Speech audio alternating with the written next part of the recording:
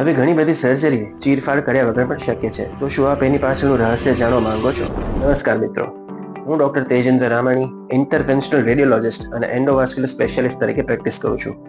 તો આજે આપણે જાણીએ કે મેડિકલ ફિલ્ડની અત્યાધુનિક ટેકનોલોજી એટલે કે ઇન્ટરવેન્શનલ રેડિયોલોજી જે નવી આશાની કિરણ પ્રકાશે છે એ કેવી રીતે કામ કરે છે. આ એક એવી પદ્ધતિ છે જેમાં દર્દીના પગની અથવા હાથની નસને પંક્ચર કરવામાં આવે છે અને તેમાંથી પાતળો વાયર નાખીને જે જગ્યાએ ટ્રીટમેન્ટ આપવાની છે એ જગ્યાએ પહોંચીને ટાર્ગેટેડ ટ્રીટમેન્ટ અપાય છે.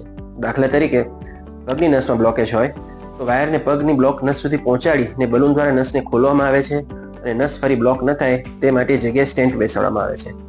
અને જો પગની નસો ફૂલાઈ ગયેલી હોય, જેને વેરિકોઝ વેન્સ કહેવાય, જેમાં પગમાં સૂજન આવે, ચાલવાથી દુખાવો થાય, ચાંદા પડે, તેવા કિસ્સાઓમાં પણ જે ફૂલાયેલી નસો છે એને લેઝર અથવા ગ્લુ દ્વારા બંધ કરી દેવામાં આવે છે.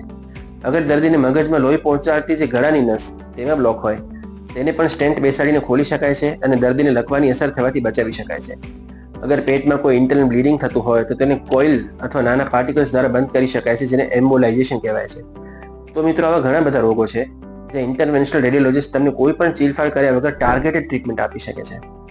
આ પદ્ધતિની વધુ માહિતી માટે અને હજી બીજા ઘણા રોગોની સારવાર માટે આપ મને ફોલો કરી શકો છો અથવા સંપર્ક પણ કરી શકો છો.